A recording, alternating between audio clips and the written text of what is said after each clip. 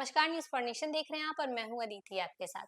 सरकार बातें तो बहुत करती है, दावे भी करती है कि बच्चों का पोषण जो हो वो ठीक से हो, बच्चों का भविष्य और ज्यादा उज्जवल बने, उनकी थाली जो हो वो कभी भी खाली ना हो। इसके लिए कई योजनाएं भी बनाई जाती हैं, कई स्कीम्स आती हैं। कागजों पर भी सब कुछ सही दिखता है, लेकिन जब बात आती है हकीकत की, रियलिटी चेक की, तो नजारा कुछ और ही देखने को मिलता है। ऐसा ही चौंकाने वाला मामला जो है सिवान से सामने आया है। क्या है ये मामला, चलिए आपको हम विस्तार से बताते हैं। जिले से एक चौंकाने वाला मामला सामने आया है, जहां स्कूली बच्चों के हक के अनाज में गड़बड़ी की आशंका ने शिक्षा विभाग को सख्त कदम उठाने पर मजबूर कर दिया है। पीएम पोषण योजना के तहत सरकारी अनाज और राशि के दुरुपयोग का बड़ा खुलासा हुआ है। जांच में पाया गया है कि कई विद्यालयों ने ई शिक्षा कोष पोर्टल पर दर्ज वास्तविक छात्र संख्या से अधिक संख्या प्रपत्र क में दिखाकर लाभान्वित छात्रों की सूची बढ़ा दी। विभाग का मानना है कि ये जानबूझकर किया गया प्रयास है, जो वित्तीय अनियमितता की श्रेणी में आता है। इस गंभीर लापरवाही को देखते हुए जिला कार्यक्रम पदाधिकारी ने जिले के करीब 200 प्रधानाध्यापकों और प्रभारी प्रधानाध्यापकों से जवाब तलब किया है। निर्देश जारी करते हुए कहा गया कि पत्र निर्गत होने के 2 दिनों के भीतर संबंधित शिक्षक ये स्पष्ट करे कि किन परिस्थितियों में ई शिक्षा कोष से अधिक छात्र संख्या दर्ज की गई।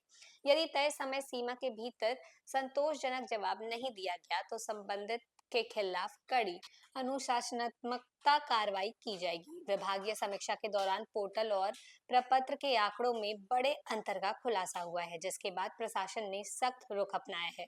साथ ही सभी प्रखंड साधन सेवी और प्रखंड शिक्षा पदाधिकारियों को निर्देश दिया गया है कि वे एमआईएस और ई शिक्षा कोष के आंकड़ों का 100% मिलान सुनिश्चित करें। विभाग ने साफ कर दिया है कि संचालन किया जाएगा ताकि इस तरीके की गड़बड़ियां जो है वो पूरी तरीके से उस पर रोक लगाई जा सके। मामले के सामने आने के बाद शिक्षा विभाग में हड़कंप मच गया है। अधिकारियों का कहना है कि ये सिर्फ आंकड़ों की गलती नहीं बल्कि बच्चों के हक पर भी सीधा हमला है। पीएम पोषण योजना का उद्देश्य छात्रों का पोषण युक्त भोजन उपलब्ध कराना है, ताकि उनकी पढ़ाई और स्वास्थ्य दोनों बेहतर हो सके। ऐसे में अगर छात्र संख्या को बढ़ाकर दिखाया जाता है तो न केवल सरकारी संसाधनों का गलत इस्तेमाल होता है, बल्कि असली जरूरतमंद बच्चों का हक भी प्रभावित होता है।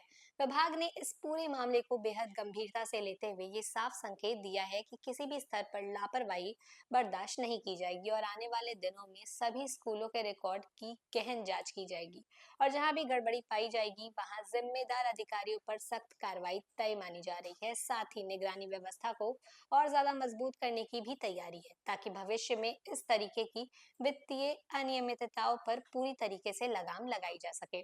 फिलहाल अब सबकी नजरें इन 200 हेडमास्टरों के जवाब पर टिकी हुई है कि क्या ये सिर्फ कागजी गलती थी या फिर बच्चों के हक पर कोई बड़ा खेल हो रहा है। ये तो जांच के बाद ही साफ होगा, लेकिन इतना तय है कि इस मामले ने सिस्टम की पारदर्शिता पर गंभीर सवाल खड़े कर दिए हैं। तो फिलहाल इस खबर में बस इतना ही। ऐसे ही लगातार जानकारियों के लिए बने रहें न्यूज़ फॉर नेशन के साथ। तब तक के लिए नमस्कार।